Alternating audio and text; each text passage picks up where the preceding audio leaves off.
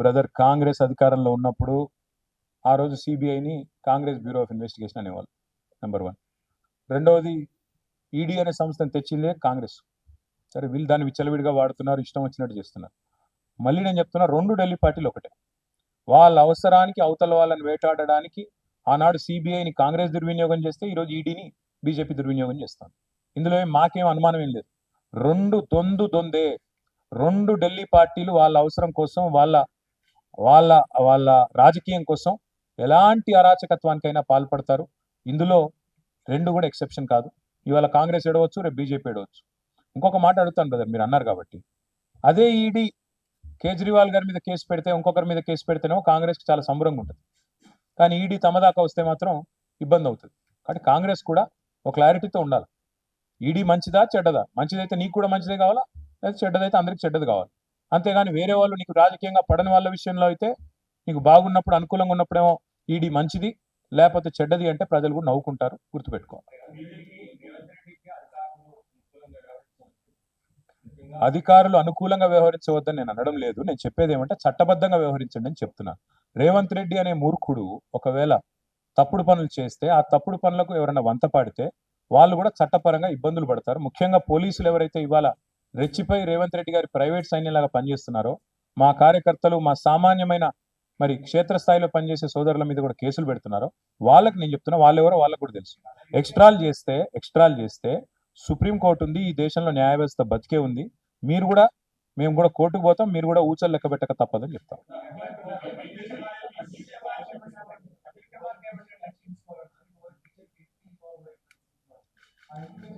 చెప్తా ఎందుకు తొందర, ఎందుకు ఇంకా మీకు అన్నిటికీ ఇంత తొందర పడితే ఎట్లా? మీరు సీక్వెల్ ఉంది మీ ముంగట. ఇప్పుడు నేను చెప్పిన మాట, మొన్న నేను చేసిన వాదన కరెక్ట్ అని ఎంపవర్డ్ కమిటీ, నాకు వాళ్ళు ఎవరో కూడా తెలియదు, సెంట్రల్ ఎంపవర్డ్ కమిటీ వాళ్ళ ధృవీకరించి మా పార్టీ వాదన కరెక్టు, మేము చేసిన వాదన అక్షర సత్యం అని వారు చెప్పారు ఈరోజు. దాని మీద తదుపరి కార్యాచరణ ఇవాళ మేం కాదుగా చేయాల్సింది, ప్రభుత్వంలో ఉన్న భారతీయ జనతా పార్టీ చేయాలి. ప్రధానమంత్రి గారి ఆవేదనాభరితమైన ప్రసంగం నేను విన్నాను. ఏమన్నారు? చెట్లు కొట్టేస్తున్నారు, అన్యాయం అయిపోయింది, బుల్డోజర్లు, కాంగ్రెస్ ప్రభుత్వం అరాచకం చేస్తుంది అన్నారు.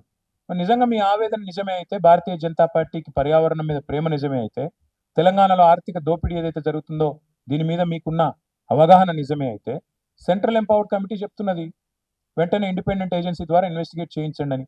చేయిస్తే అందరు దొరుకుతారు, ఆ బీజేపీ ఎంపీతో సహా అందరు దొరుకుతారు. ఇక నేను ఎందుకు పట్టేయాలి? దొంగను వాళ్ళే పట్టిస్తారు.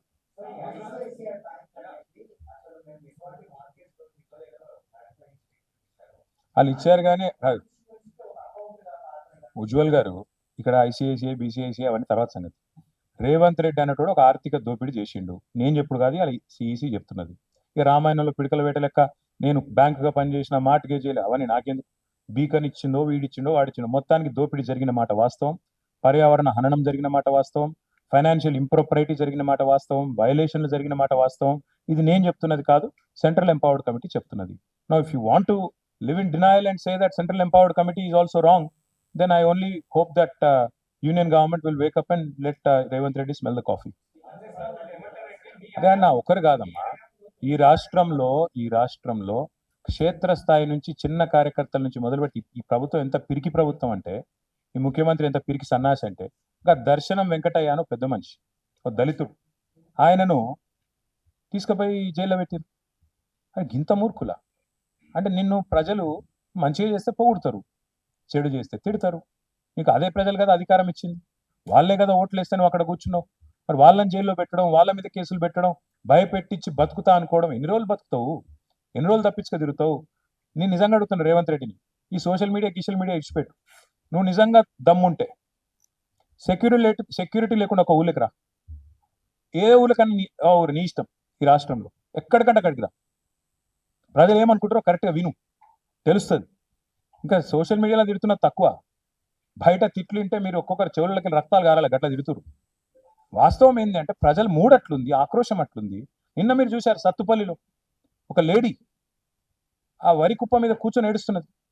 శ్మశానంలో ఇలా ధాన్యం ఆరబోసుకునే పరిస్థితి వచ్చింది ఈయన వచ్చిన తర్వాత. అంటే ఇంత దరిద్ర పరిస్థితి ఉంటే, నువ్వేమో విదేశాల్లో జల్సాలు చేస్తుంటే ప్రజలు ఖచ్చితంగా ఆక్రోశిస్తారు, తిడతారు. దానికి ఎవడేం చేస్తాడు? ప్రజాస్వామ్యంలో, ప్రజాపాలనలో ప్రజాస్వామిక స్ఫూర్తి ఉండాలి. ప్రజలు విమర్శిస్తే తీసుకోవాలి, పొగిడితే సంతోషపడాలి, తప్పే ఉంది అందులో.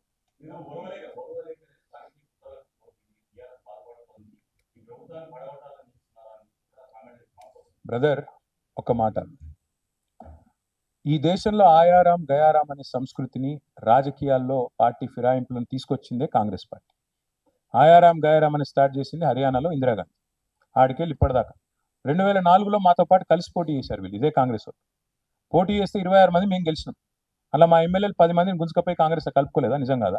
ఇక మా లక్ష్మారెడ్డి సాబ్ ఇన్నే ఉన్నాడు, ఆయన గెలిచిండారు 2004లో.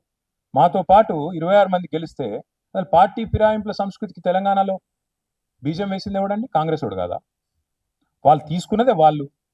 మరి ఇప్పుడు నీవు నేర్పిన విద్య నీరజాక్ష అన్నట్టు మొన్న కూడా మళ్ళీ 10 మందిని తీసుకున్నారు కదా. ఇప్పుడు పాపం వాళ్ళు ఎక్కడున్నారో వాళ్ళకి ఎదులో త్రిశంకు స్వర్గంలో. కడియం శ్రీయర్ నడితే యా పార్టీలు ఉన్నవే అంటే నాకేం తెలుసు అంటుండు. 10 మంది ఉన్నారు, ఏ పార్టీలు ఉన్నారో ఎవడు చెప్పలేడు పాపం. వాళ్ళ బతుకంత ఘోరంగా అయిపోయింది ఇవాళ అధ్వానంగా. నేనేమంటున్నా అంటే చేసిన వెధవ పనులన్నీ చేసి మా ప్రభుత్వాన్ని ఎవడో వడగొడతాడు. మేము వడగొట్టుడే ఎప్పుడో బంగ్లాదేశ్ లెక్క తిరుగుబాటు వచ్చి ప్రజలకు తాను ఎలగొట్టి ఎలగొడతారు మిమ్మల్ని. ఎందుకంటే మీరు చేసే లుచ్చ పనులకు ప్రజలకు కోపం వచ్చిందనుకో, రోడ్డు ఎక్కినరు అనుకో, వాళ్ళ ఆగ్రహం తట్టుకోలేకపోతే ఎవడేం చేస్తాడు దానికి? మీ ప్రభుత్వాన్ని కూలగొట్టాల్సిన ప్రభాకర్ రెడ్డి చెప్పింది అక్షర సత్యం. ప్రభాకర్ రెడ్డి కరెక్ట్గా చెప్పిండు. ఏం చెప్పిండు? ప్రజలు మా దగ్గరకు వచ్చి ఆక్రోషిస్తున్నారని చెప్పిండు. ఏమన్నాడు? అన్నమా మేము తిరుగుతున్నప్పుడు వచ్చిన వాళ్ళు వచ్చి అంటారు ఎన్ని రోజులు భరించాలి దరిద్రాన్ని, ఎత్తవతల వాడే రాదురన్నా అంటున్నారు. మేము చేస్తామని చెప్పలేదు కదా, ప్రజలు చెప్తున్నారు, ఇట్లా అంటున్నారు. కొంతమంది అయితే మేము పైసలు కూడా చందాలు వేసుకొని ఇస్తాం రాబోయ్, వీళ్ళు కులగొట్టు రూకే లొల్లేందని అంటున్నారు అని కూడా చెప్పిండు. ఎస్, మాతో కూడా అంటున్నారు, కానీ మేము కులగొడతామని చెప్తలేం. ఎస్, ఈ ప్రభుత్వం దరిద్రం, కాంగ్రెస్ కరోనా కంటే డేంజర్, ఎస్ ఇవన్నీ కరెక్టే. కానీ ప్రజలు నిర్ణయం తీసుకున్నారు. ప్రజాస్వామ్యంలో 5 ఏళ్ళు ఉండాలి. నిర్ణయం తీసుకుంటే ప్రజలకు కూడా తెలియాలి. You can make choices, but you are not free from the consequences of your choices. నేను ఎందుకు చెప్తున్నా అంటే ఒక నిర్ణయం ప్రజలు తీసుకున్నారు, తీసుకున్న తర్వాత కాంగ్రెస్ అధికారంలో ఉంది. నేనైతే మనస్ఫూర్తి కోరుకుంటున్నా కాంగ్రెస్ 5 ఏళ్ళు ఉండాలి, రేవంత్ రెడ్డే ఉండాలి 5 ఏళ్ళు. ఎందుకంటే మళ్ళా 20 ఏళ్ళ తర్వాత ఎవడు కాంగ్రెస్ ఓటేయడు. ఇది నా వ్యక్తిగత అభిప్రాయం. కాబట్టి మాకు ఈ దిక్కుమాలిన ప్రభుత్వాన్ని కూలగొట్టే ఆలోచన కానీ ఎజెండా కానీ కర్మ కానీ మాకు లేదు. అవసరమైతే సందర్భం వస్తే ప్రజలే రోడెక్కుతారు, తొక్కి అవతల వాడేస్తారు. ఇంతకంటే పెద్ద పెద్ద నియంత్రణలే కొట్టుకపోయాను. Thank you.